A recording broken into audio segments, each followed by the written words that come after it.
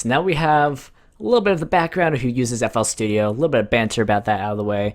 Really quickly go over some of the common beginner's mistakes that I definitely made. I see a lot of my other friends make when they're starting out.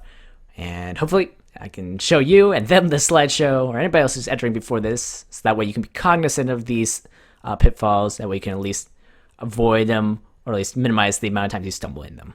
So the first thing that I find people not doing enough is using reference tracks. Now, reference tracks, for those of you who aren't familiar with them, they're tracks professionally, like the final tracks that have been professionally mixed, exported, put on iTunes, that you use to compare your tracks to hear mixing-wise, element-wise, what's lacking in your track, what needs improvement.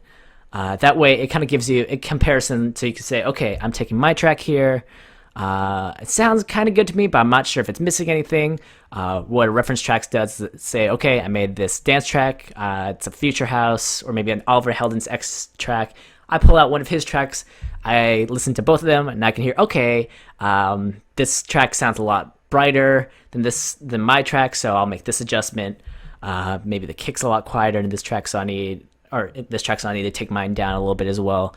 That's what, at least in terms of reference tracks, these are what these are used for.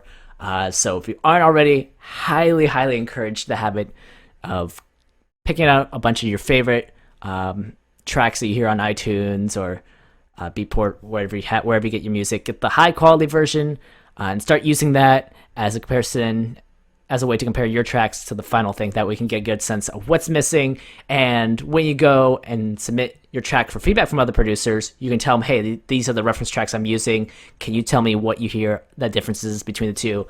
And they'll be able to pick out the discrepancies a lot easier, allowing you to improve much more quickly as a producer, especially on the mixing side of things.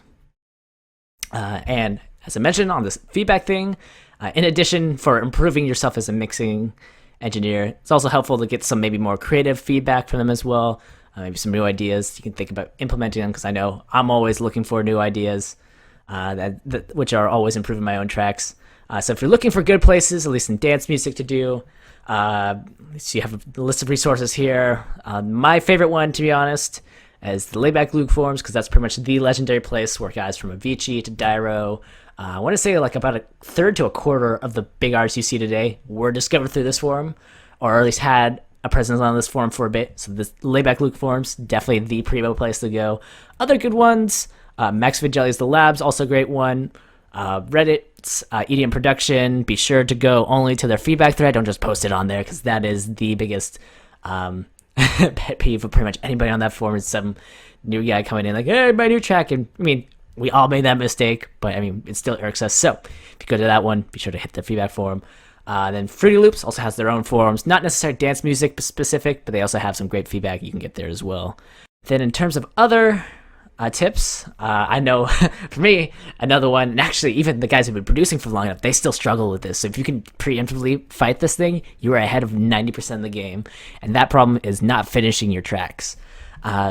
So, I mean, like if you're like any good or any self-respecting producer, you always, it's always, the fun part's always getting the loop idea. Like, yeah, this is a cool idea, but you always end up having dozens and dozens of unfinished ideas before you're like, okay, I need to really, iron one of these out into a track. So my tips for this, as a guy who's able to, churn out 2 or 3 tracks a week, is one, just set deadlines like a madman. It's like, okay, I got this idea I kind of like. I'm going to go hardcore on this in a week, turn it into a track. After a week, or let's say next Sunday, if I haven't finished by next Sunday, I'm exporting it, putting it out for feedback, moving on to the next one, because if I don't, I notice this from other fellow producers, they will spend months, and I'm not even kidding, months. Like, I know a guy who spent 11 months on the single track because he wasn't willing to just set a deadline. It's like, okay, after this point, it's done. I'm moving on to the next track. That's the first one. And then in terms of getting yourself to show up to finish tracks, learning about a technique called the Pomodoro Technique, which is a lot fancier than it actually sounds. All it involves is, let's say you're like, I really want to produce music, but I can't get myself to do that. Say, okay, you know what? I'm going to set a timer for myself for 30 minutes. I'm just going to sit in front of a studio for 30 minutes. Maybe some music comes out, but if not, once the timer goes off, I'll be give myself permission to move away from it, but at least this technique allows you to sit down, work on the tracks, and you find if you can get yourself in the studio, you'll finish your tracks a lot more. So these 2 techniques I found helps myself and fellow producers finish more tracks. And finally, it's more of a small detail, but in terms of like hearing loss and kind of the longevity, not only and in terms of trying to keep as an objective view on your track as possible, the quieter you can listen to your tracks, the better. Because as you'll start to notice, if you get into this a lot more, if the louder you listen to your tracks, the more you'll have ear fatigue, which means it'll be a lot harder for you to be able to pick out, what elements need to be louder, quieter, because everything the more you listen to it at a loud level, the more it's going to sound like shit after a bit. So I would encourage you, start cultivating the habit of listening to your tracks at a very quiet level.